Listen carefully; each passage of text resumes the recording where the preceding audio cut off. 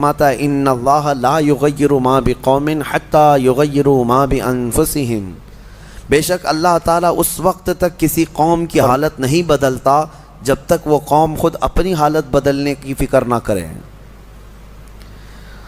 قوت فکر و عمل پہلے فنا ہوتی ہے جب کسی قوم کی شوکت پہ زوال آتا ہے۔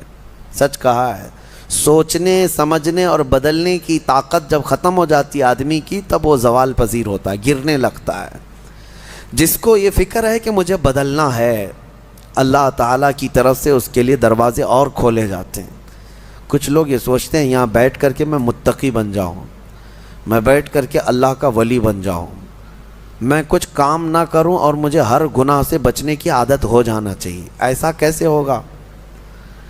تمہیں شوگر سے بھی بچنا ہے اور بی پی سے بھی بچنا ہے، لیکن روز 1 کلو شکر بھی کھاتے ہو، 1 کلو نمک بھی کھاتے ہو، کیسے ہوگا؟ تمہارا خود کا عمل، تمہاری کوشش جب تک نہ ہوگی، اللہ تعالیٰ فرماتا ہے ہم نہیں بدلیں گے ان کی حالتوں کو۔ اور جب تم بدلنا چاہو گے تو اللہ کیسے بدلتا ہے پتہ ہے؟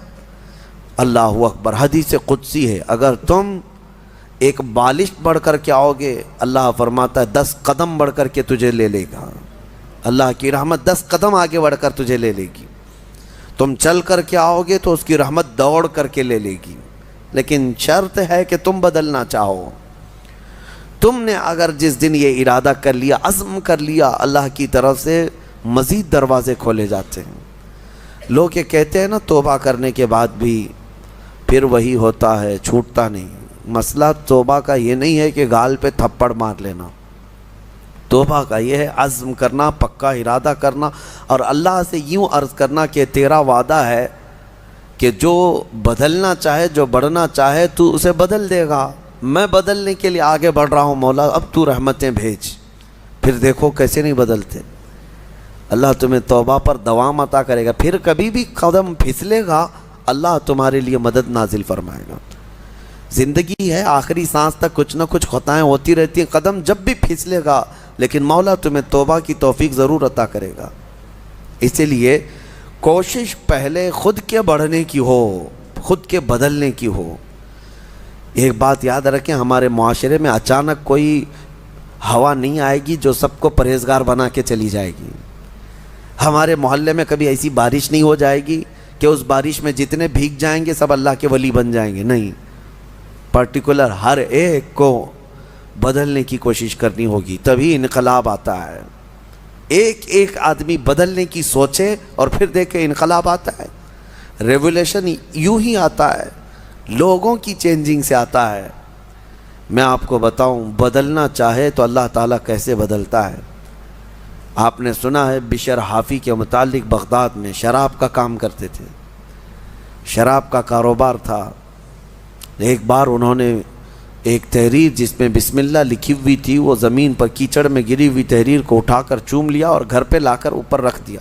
اللہ کو یہ ادا پسند آئی، اور اس کے بعد اس زمانے میں موجود ایک بزرگ کے خواب میں میرے آقا صلی اللہ علیہ وسلم تشریف لائے اور کہا جاؤ بشر کو اللہ کا سلام پہنچاؤ، جبکہ وہ شراب کا اڈا چلاتے تھے۔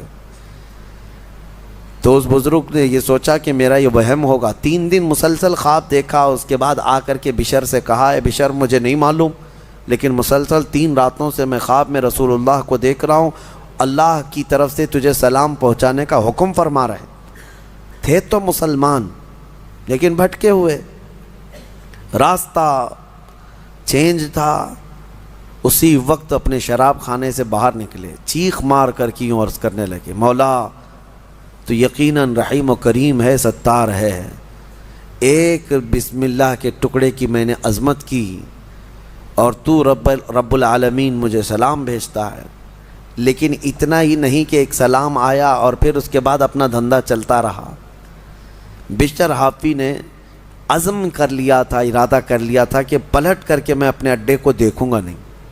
وہاں سے جو نکلے ننگے پیر نکلے اور زندگی بھر ننگے پیر ہی چلتے رہے، پھر چپل پہنے ہی نہیں، کیونکہ چپل چھوڑ کر کے باہر آئے تھے اس بزرگ سے ملنے کے لیے، اسی حالت میں نکل آئے۔ تو جب کسی کا پکا ارادہ ہوتا ہے تو اب اللہ تعالیٰ نے ان کے لیے ایسے دروازے کھولے، اللہ اکبر، وہ بغداد کے قطبوں میں شمار ہوئے ہیں۔ قطب الاقطاب تھے، اللہ کے ولیوں میں تھے. اور حد تو یہ ہے کہ ایک بزرگ نے دیکھا بغداد میں ایک کتے نے راستے پر پیشاب کیا ہے، پخانہ کیا شہر کے راستے پہ. اس بزرگ نے فرمایا جاؤ دیکھو آج بشر حافی کا انتقال ہو گیا ہوگا. تو لوگ جا کر کے معلوم کیے تو صحیح میں اسی دن حضرت بشر حافی کا انتقال ہوا تھا. اس بزرگ سے پوچھا گیا آپ کو کیسے خبر ہوئی؟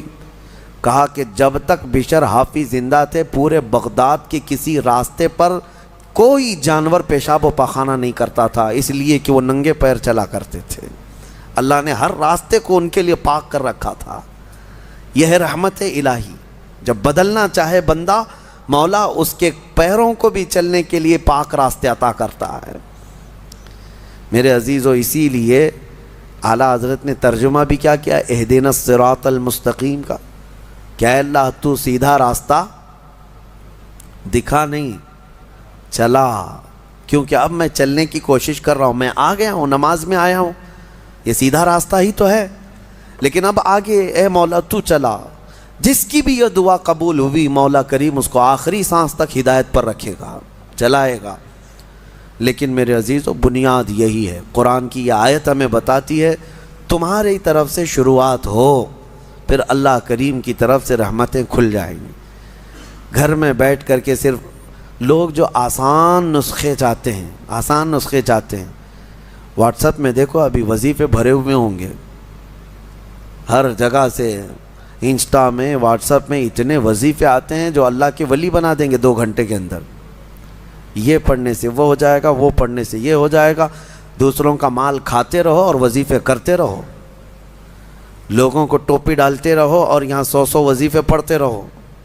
ان وظیفوں کا اثر نہیں ہوگا.